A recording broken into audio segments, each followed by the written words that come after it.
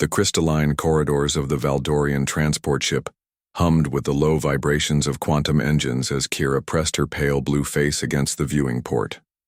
Her luminescent markings, once a source of pride among her people, now felt like brands of shame. The swirling patterns beneath her translucent skin pulsed with nervous energy as Earth grew larger in the viewport. "Another backwater planet," she whispered, her voice carrying the melodic tones characteristic of her species. The words tasted bitter. Her family's parting message still echoed in her mind. "You have brought dishonor to our lineage. Do not return until you understand the proper way of things." The crime that had earned her exile was simple by human standards, but unforgivable by Valdorian customs. She had questioned the Council of Elders during a public gathering, suggesting that their rigid caste system was outdated in an era of galactic cooperation. Her parents, high-ranking members of the intellectual caste, had been mortified. Within days, she found herself assigned to a cultural exchange program on a primitive world called Earth. Captain Amy Rodriguez of the Human Colonial Defense Force stood at the docking bay as the Valdorian shuttle touched down. She had volunteered for this assignment when most of her colleagues had declined. Alien cultural exchanges were notoriously difficult, often ending in misunderstandings and diplomatic incidents.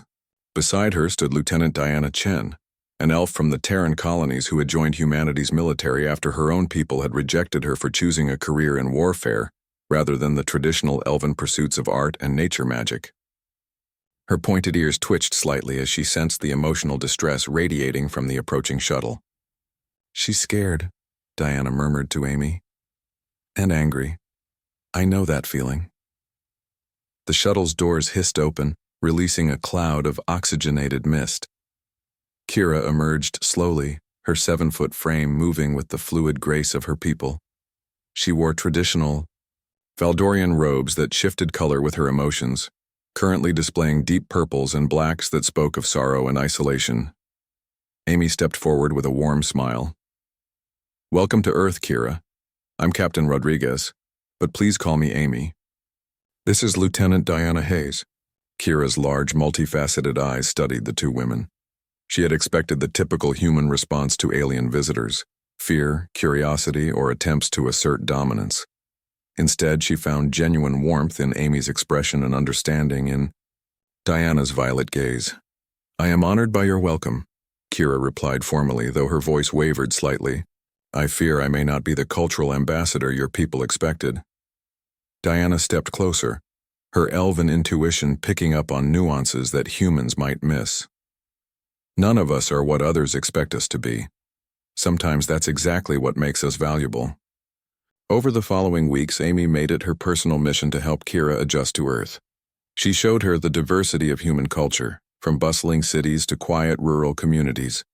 What struck Kira most was how humans seemed to celebrate their differences rather than punish them. "Your species fascinates me," Kira admitted one evening as they sat on Amy's apartment balcony, watching the sunset paint the sky in brilliant oranges and reds.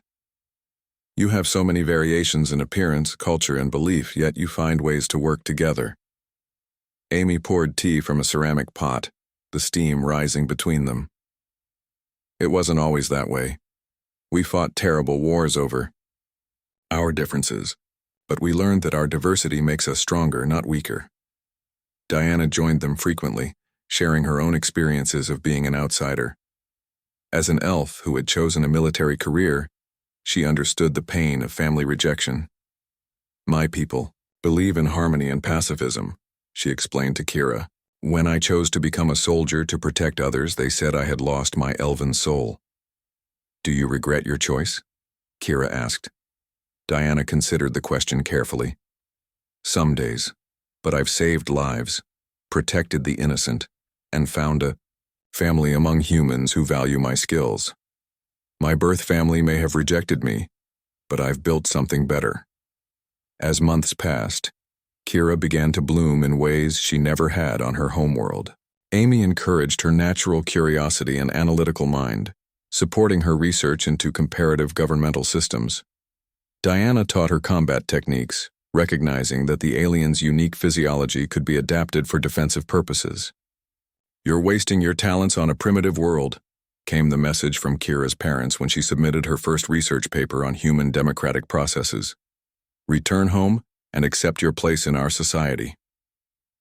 Kira stared at the holographic message for a long time before deleting it. That evening, she found Amy in her study, grading reports from her junior officers. "My family wants me to return," Kira said quietly. Amy looked up from her work, concern evident in her brown eyes. "What do you want?" "I want to stay," Kira replied, the admission surprising even herself. "For the first time in my life, I feel like I belong somewhere." Amy smiled and gestured to a chair across from her desk. "Then we'll make it official. The Colonial Defense Force can always use someone with your analytical skills and cultural insights." "You would do that for me?" "Kira, family isn't just about shared genetics or species. It's about people who see your worth and want you to thrive. You've found that here." Diana appeared in the doorway, having overheard the conversation. "Welcome to the family, sister." As Kira looked at these two remarkable women who had accepted her so completely, her skin patterns shifted to warm golds and gentle blues, colors of joy and belonging that she had rarely displayed on her home world. Years later, when young aliens and outcasts from various species arrived at Earth's cultural exchange centers, they would often be greeted by an unusual trio.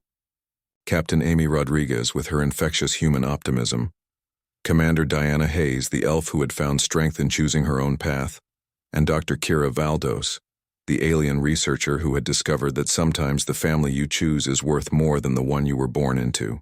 Together, they had created something beautiful from their shared experience of not fitting in, a testament to humanity's greatest strength, the ability to see potential in the rejected and to build bridges where others saw only differences. The crystalline corridors of Earth's newest research facility hummed with the sounds of diverse species working in harmony, a symphony of cooperation that Kira's people had never imagined possible.